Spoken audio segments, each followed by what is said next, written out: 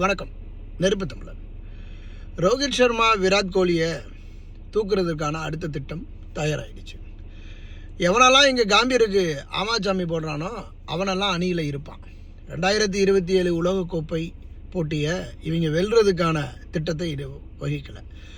கடந்த உலகக்கோப்பையில் இறுதிப் போட்டி வரைக்கும் போய் ரோஹித் சர்மா தோல்வி அடைஞ்சார். இது அவருடைய கேப்டன்ஷிப்பில் இருந்த ஒரு பெரிய ஒரு துயரம் தான்.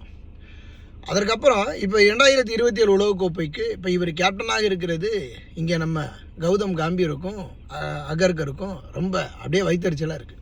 அதனால் இப்போ தூக்கிட்டு கேட்டால் பழியை நாங்கள் எதிர்காலத்தை நோக்குறோம். இவங்க எதிர்காலத்தில் போண்டா சுடுறது வடை சுடுறதெல்லாம் இப்போ இருக்கிற அணியை வச்சு 2027 இவனுங்க ஆணியை கூட பிடுங்க முடியாது. எதுவுமே நடக்கவே நடக்காது. அரை வேக்காடு அணியாகத்தான் போகும். இப்போ இந்த ராணான்னு ஒருத்தனை ஏன் எடுத்தானுங்க அப்படின்னு அவங்களுக்கு தான் தெரியும். 2024 IPL கல்கத்தா அணிக்கு ரொம்ப ஒரு சப்போர்ட்டிவ் பவுலராக இருந்தார். அப்படிங்கிறதுனால ராணாவுக்கு நம்ம காம்பீரும் முட்டு கொடுக்குறாப்புல.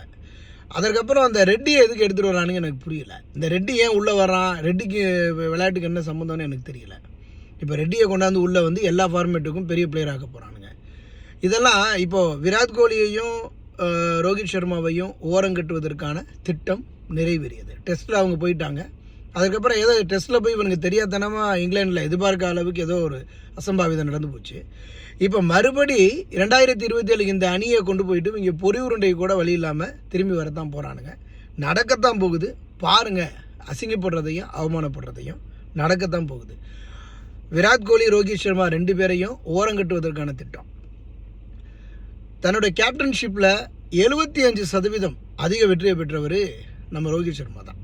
72.5% வரையில் வெற்றியை பெற்றிருக்கிறார். இவ்வளவு வெற்றிகளுக்கு குவித்த ஒரே கேப்டன் அவர் மட்டும்தான். நம்ம தோனியும் கிடையாது, நம்ம கோலியும் கிடையாது, ரோஹித் சர்மா தான். அப்போ அந்த ரோஹித் சர்மா ஒரு அணியில் மூத்த வீரர்கள் இருப்பது இவங்களுக்கு ஏன் கண்ணு உறுத்தலாக இருக்குது, இவங்களுக்கு ஏன் அது வைத்தறிச்சலாக இருக்குன்னு எனக்கு ஒன்றும் புரியல. இப்போ இந்த அகர்கரும் காம்பீரும் அப்போ பெரிய இந்திய BCCIக்கு பெரிய சாபக்கேடாக இருக்கிறாங்க. இந்த 2 சாபக்கேடுகளையும் வச்சு ஒட்டுமொத்தமாக இந்திய அணி தரமட்டமாக போகுது. எப்படி வெஸ்ட் இண்டீஸ் அணிகள்லாம் தரமட்டமாக ஆச்சு அரசியலில், அதுபோல் இவங்களும் கொண்டு வர போகிறாங்க. நடக்கத்தான் போகுது. நீங்கள் பாருங்கள், விராட் கோலி ரோஹித் சர்மா இல்லாத ஒரு அணியெல்லாம் நீங்கள் ஒரு நாள் கிரிக்கெட்டில் எவனும் பார்க்க மாட்டான். இது நடக்க தான் போகுது.